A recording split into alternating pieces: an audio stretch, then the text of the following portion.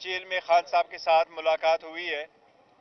जो हमारे कुछ पेंडिंग टिकट्स थी उसके सिलसिले में मुलाकात हो गई है और इंशाल्लाह ताला कुछ घंटों में हमारी सारी टिकटें फाइनल हो जाएगी और हम कोशिश करते हैं कि आज ही फाइनल लिस्ट अपने वेबसाइट पे लगाएं और सारे अपने सपोर्टर वोटर से अपील हमारी होगी कि अपने नुमाइंदगान को पहचानो और उनको कामयाब बनाओ।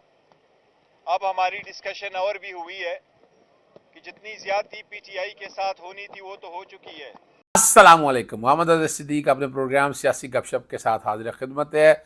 सियासत बहुत तेज़ी से आगे जा रही है और जो खदशात थे टिकटों की तकसीम के हवाले से अब वो माली करप्शन की शक्ल में आ गए हैं कि करोड़ों रुपया लेकर टिकटें बांटी गई हैं, तकसीम की गई, और सबसे ज़्यादा घपला जो सुनने में आ रहा है वो पंजाब के अंदर है।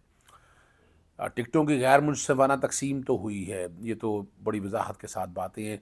आपने प्रोग्राम के शुरू में इस हवाले से टिकटों की फाइनलाइजेशन के हवाले से गुफ्तगू सारी सुन ली है और शायद और पीटीआई का बल्ला ना मिलने का एक ये एडवांटेज है कि अगर अगर टिकटों में कोई घपला भी हुआ है तो ये टाइम है तसी करने का कि आप जो भी कैंडिडेट जो देंगे, जो डिक्लेयर करेंगे, वही कैंडिडेट आपका पार्टी के तौर पर कैंडिडेट के तौर पर इलेक्शन लड़ेगा। शुरू में गौहर ने पार्टी पॉलिसी आपके सामने रख दी है। बाकी जो चीज़ें जिस पर गुफ्तगू करने वाली है वो मैं आपके सामने रख देता हूँ। 3-4 मामले ये हैं। एक तो शेर अफजल मरवत को वापस सिंध से बुला लिया गया, तलब कर लिया गया और बाकायदा नोटिफिकेशन बैकग्राउंड पे वो चल रहा है।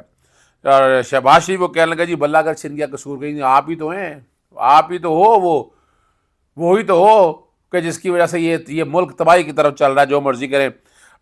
इंटेलिजेंस ब्यूरो के इंस्पेक्टर की बरतरफी कर बड़ा ज़बरदस्त रिमार्क्स दिए हैं। तोशा खाना और अलकादर ट्रस्ट में फ़ाइल चीफ जस्टिस को क्यों भिजवा दी गई है उस पर, और इमरान खान के कागजात नामजदगी मुस्तरद करने का फैसला उनका नहीं है, सनम जावेद का, और बहुत तकरीबन सभी के, सिर्फ शेख रशीद साहब के कागजात नामजदगी मंजूर हुए हैं, बाकी तकरीबन सारा यही है। और इंतखाबी निशान जो है कामरान बंगश का जो है वो तब्दील करने का हुक्म दे दिया है।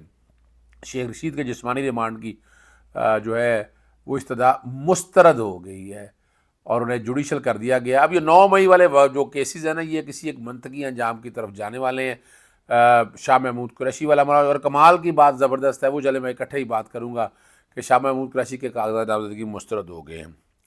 अब ये जो इल्ज़ाम अब जो माली करप्शन के हवाले से इल्ज़ाम लग के आ गए हैं, 4-4 करोड़ की या इकरा परवरी माली करप्शन जैसे इल्ज़ाम आ गए हैं। अलीमा खां कहती है कि उमैर नियाज़ी ने ये सारी टिकटें तकसीम किया, पंजाब की हद तक उन्हें कोई ताल्लुक नहीं है। लेकिन कहा यही जा रहा है कि सीनियर ने कहा कि 4-4 करोड़ में ये टिकट बेचा गया और उमैर नियाज़ी, अलीमा खां ने तमाम फैसले किए और पंजाब की क़यादत को एक साइड पर रखा। ये इल्ज़ाम बड़ा सीरियस है, अब देखना है इसका क्या होगा। शेख अफजल मरवत को भी सियासी सरगर्मियाँ रोक के, देखिए ये एक तकसीम party and divide and rule का एक मसला है। मुझे भी बहुत सी चीज़ों का पता है लेकिन मैं चीज़ें कहीं इग्नोर करता हूँ फॉर द टाइम बीइंग कि चीज़ें आगे चल रही हैं, लेकिन ये चीज़ों को कंट्रोल करने की बहुत ज़रूरत है।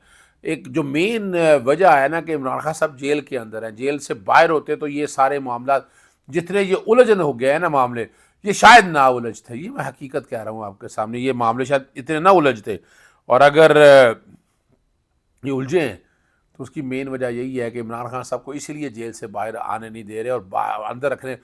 अच्छा, और यहाँ इस मौके पे मैं बात तो नहीं करना चाहता लेकिन उसने कहा जी बल्ले में, और वो झूठ बोल रहा है शहबाज शरीफ। वो कह रहा है कि जनाब मैंने रियासत बचाई है, सियासत बचे ना बचे, और अल्लाह की बारगाह में पूछा तो मैं कहूँगा शर्म नहीं आती इन लोगों को। शहबाज शरीफ को 1000 बार सोचना चाहिए क्या तुमने किया इस मुल्क की तबाही में। यानी जब 85 का प्रोजेक्ट लगाकर तुम लोगों ने जो तबाह किया इस मुल्क को, दिया क्या इस मुल्क को? मुल्क बताएं को तालीम दे दी, इस मुल्क को कहाँ आगे लेकर गए ये बताइएगा कि कहाँ आगे आप लेकर गए? आप कहीं आगे लेकर नहीं गए।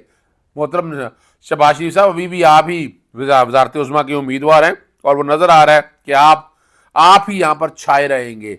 आपकी जड़ें इतनी हैं, आप एस्टेब्लिशमेंट आपको चाहती है, अदलिया के अंदर आप वो जो शहबाज शरीफ नवाज शरीफ की वजह से जो आपके एडवांटेजेस है वो सारी बातें अब आपको समझ सकते हैं। इंटेलिजेंस ब्यूरो के जो इंस्पेक्टर की बरतरफी के खिलाफ, अच्छा चले मैं इससे पहले जो बात मैंने करनी है वो मैं आपके सामने में रख दूँ। अलकादर ट्रस्ट वाला जो और तोशा खाना वाला जो केस है वो जनाब जस्टिस मियां गुल हसन और सामने आई। अकाउंटेबिलिटी के जज आप ही हैं, और जज बशीर की फ़ाइल बार बार एक्सटेंशन के हवाले से सामने आती रही, तो बार उन्होंने इज़हार किया कि आप उसका जिक्र मत करें, क्योंकि नैब इसमें फ़रीक है, सिंगल जज के सामने ये मामला आ नहीं सकता, डिवीज़न बेंच के सामने। और ये देखिए ये डिले हो रहा है, इमरान खान साहब की ज़मानतें बहुत करीब हैं सारी, इनमें ज़मानतें लिखी पड़ी बात है हाई कोर्ट से, यानी ये एक जज से दूसरे केस ये वक्त ज़ाया हो रहा है।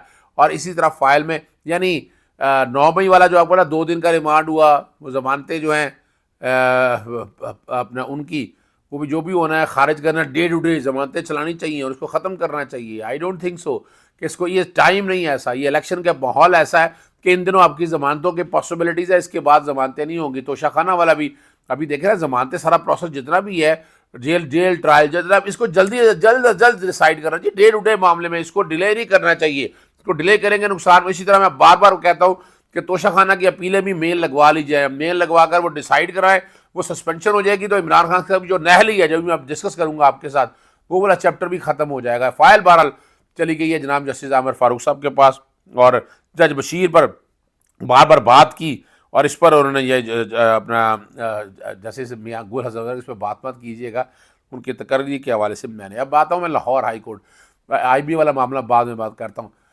लाहौर हाई कोर्ट के 3 रुकनी बेंच जनाब जस्टिस अली बाकर नजफी है, जितना सेटअप आया ना, निगरान सेटअप और ये सारा, ये तकरीबन ज़्यादातर फाइलें इन्हीं के पास चलती रही, ज़्यादातर केसेस यही सुनते रहे। उनके साथ बैठे जस्टिस शायद बिलाल हसन और जस्टिस जवाद हसन। कुछ लोग कहते हैं कि एस्टैब्लिशमेंट के करीब हैं ये तीनों के तीनों जजेस, पता नहीं, मुझे नहीं इस बारे में मैं क्या कह सकूँ, लेकिन लोग बात करते हैं, अब इसका जवाब मैं तो नहीं दे सकता। और क्या किया इन्होंने इमरान खान साहब की जो नाहली है NA 89 वाली और NA 122 ये बरकरार रखी है। यहाँ था अपना सेकेंडर वाला मामला, और वो सरदार खुर्रम लतीफ़ खोसा की तरफ से भी किया, वो भी दरख्वास्त उन्होंने आइनी दरख्वास्त मुस्तरद कर दी है, और उन्हीं पॉइंट को सामने रखते हुए साथ जो मेन मामला था वो तोशाखाना वाला है। तोशाखाना में सज़ा हुई है 3 साल की।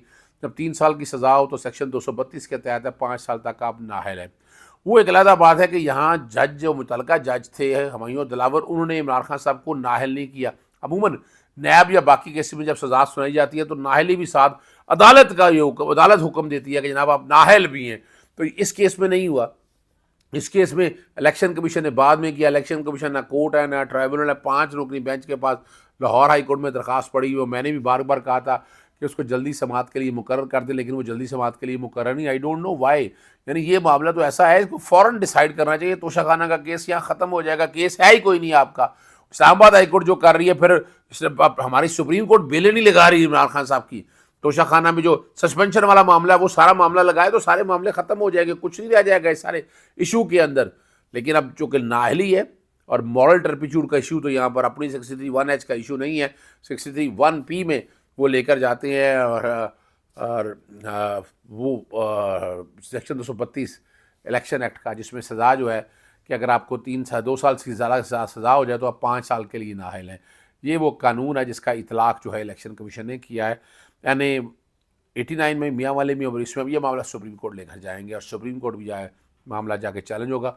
शाह महमूद कुरैशी के भी लाहौर हाई कोर्ट ने वो जो उनके मुल्तान वगैरह के वो मुस्तरद कर दिए। सिंध के अंदर मैंने ट्वीट भी किया, सिंध में कागज़ात नामजदगी मंजूर है, वहाँ इलेक्शन लड़ सकते हैं, पंजाब के अंदर वो इलेक्शन नहीं लड़ सकते। ये भी एक अजीब सी मंतक है। इसी तरह जाहिद इकबाल और ताहिर इकबाल, कमाल है, नेशनल असम्बली को इलेक्शन लड़ सकते हैं, सूबाई असम्बली को इलेक्शन नहीं लड़ सकते।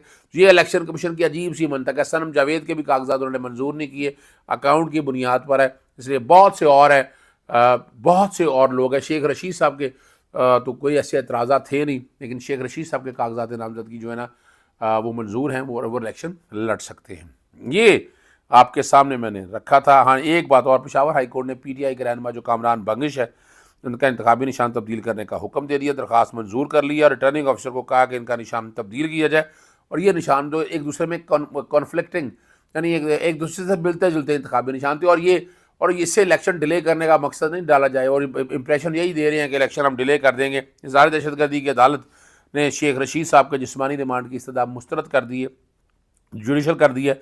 9 मई के मुकदमे में न्यू थाना में मुकदमा दर्ज में, और ज़मानत कबल गिरफ्तारी खारिज हुई थी, उसमें गिरफ्तार कर लिया गया। एजाज आसफ ने केस की समाअत की और जिस्मानी रिमांड मुस्तरद करते हुए जुडिशल कर दिया। अब ज़मानत करवा सकते हैं और केस के अंदर वो पेश हो सकते हैं। आखिर में वो आईबी वाला मामला जो है जनाब चीफ जस्टिस काजी फायजी ईसा साहब के हवाले से, और मैं बता चुका हूँ बार बार, मैं उस केस की मैं तैयारी भी कर रहा हूँ। कल इंशाल्लाह मैं रात में सुबह के प्रोग्राम में डिटेल आपको बताऊँगा कि कौन कौन से केसेस में लाहौर सेक्शन 232 तो मैंने ऑलरेडी चैलेंज कर दिया है, सेक्शन 215 और 57 जो है ना ये मैं चैलेंज कर रहा हूँ।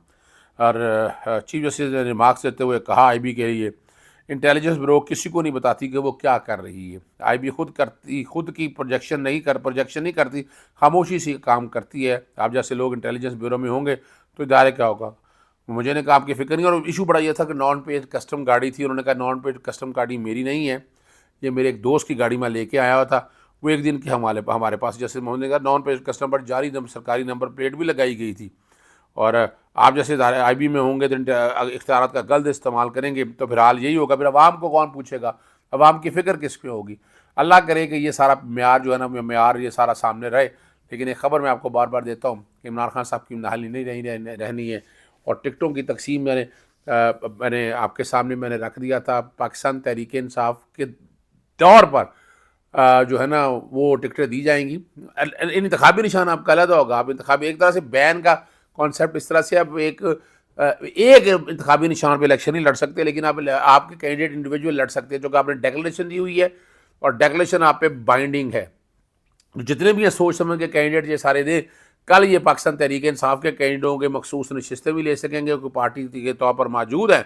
और आप जो कि बेसिकली प्रोपोर्शनेट के मुताबिक आप तक टिकटें मिलनी हैं। तो याद रखिएगा पाकिस्तान तहरीक इंसाफ मेजॉरिटी से जीत भी रही है, इंडिपेंडेंट कैंडिडेट के तौर पर भी आएंगे, लेकिन आप पार्टी के कैंडिडेट ही होंगे। और साथ साथ अगली बात जो है कि ये सारे प्रोसेस को अगर आप सामने रख कर देखें तो जीत पाकिस्तान तहरीक इंसाफ की है। पाकिस्तान तहरीक इंसाफ और पाकिस्तान पीपल्स पार्टी 2 नंबर पे आएगी और पाकिस्तान पीपल्स पार्टी 3 नंबर पे, और सॉरी पाकिस्तान मुस्लिम लीग 3 पर, और कई की ज़मानतें ज़ब्त होती है आप देखते आएंगे। ग्राउंड रियलिटी यही है कि पाकिस्तान तहरीक इंसाफ का ग्राफ नीचे नहीं आ रहा और इमरान खान भी बहुत जल्द आ रहा है। तफसीलात मैं फिर बताऊँगा। आपको इजाज़त चाहता हूँ। अस्सलाम वालेकुम, अल्लाह हाफ़िज़। पाकिस्तान जिंदाबाद।